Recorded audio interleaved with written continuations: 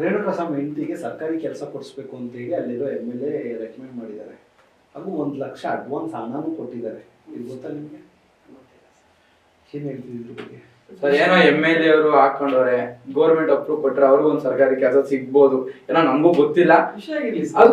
ಬಂದ್ರೆ ಖುಷಿನೇ ಸರ್. ಪಾಪ ಅವ್ರಿಗೂ ಗೌರ್ಮೆಂಟ್ ಕೆಲಸ ಸಿಗುತ್ತೆ ಸರ್. ನೀವ್ ಹೇಳಿ ಕೇಳ್ರಿ, ನಮಗೂ ಅವ್ರಿಗೂ ಏನಿಲ್ಲ ಸರ್. ಅದು ಏನಿಲ್ಲ, ಅವ್ರಿಗೂ ಒಂದು ಫ್ಯಾಮಿಲಿ, ನಮ್ದು ಒಂದು ಮತ್ತೆ ಯಾರು ಗೋರಿ ಹೊಡೆದಾಕಿದ್ದಾರೋ ಸರ್ ಗೊತ್ತಿಲ್ಲ ಸರ್. ನಂಗೆ ಗೊತ್ತಿಲ್ಲ ಸರ್, ಸೀರಿಯಸ್ ಆಗಿ ಗೊತ್ತಿಲ್ಲ. ಅದ್ ನಾವು ಅಷ್ಟೇ ಈಗ ಸರ್ಕಾರಿ ಕೆಲಸ ಕೊಡ್ಲಿ, ಅವ್ರು ಚೆನ್ನಾಗಿರ್ಲಿ, ಹೆಣ್ಮಕ್ಳು ಚೆನ್ನಾಗಿರ್ಲಿ ಅನ್ನೋದೇ ಫ್ಯಾನ್ಸ್, ರೈಟ್? ಇದ್ರೊಳಗೆ ರೇಣುಕಾಸ್ವಾಮಿ ಗೋರಿ ಬೇರೆ ಹೊಡೆದಾಕವ್ರೆ. ನನಗೆ ಗೊತ್ತಿಲ್ಲ. ಸರ್ ನಾನು ಹೇಳ್ತೀನಿ ಸರ್, ಯಾರಿಗೋ ಒಬ್ರಿಗೆ ಏನೋ ಸಿಗ್ತಾ ಇರಲ್ಲ. ಈಗ ಎಕ್ಸಾಂಪಲ್ ನಿಮ್ಮ ಅಟೆನ್ಷನ್ TRP ಸಿಗ್ತಾ ಇರಲ್ಲ. ನಾನು ಹೇಳ್ತೀನಿ, ಈಗ ಎಕ್ಸಾಂಪಲ್ ಮೀಡಿಯಾದ TRP ಸಿಗ್ತಿರಲ್ಲ ಅನ್ಕೊಳ್ಳಿ. ಆ ಕಡೆ ಈಗ TRP ಬೇಕು.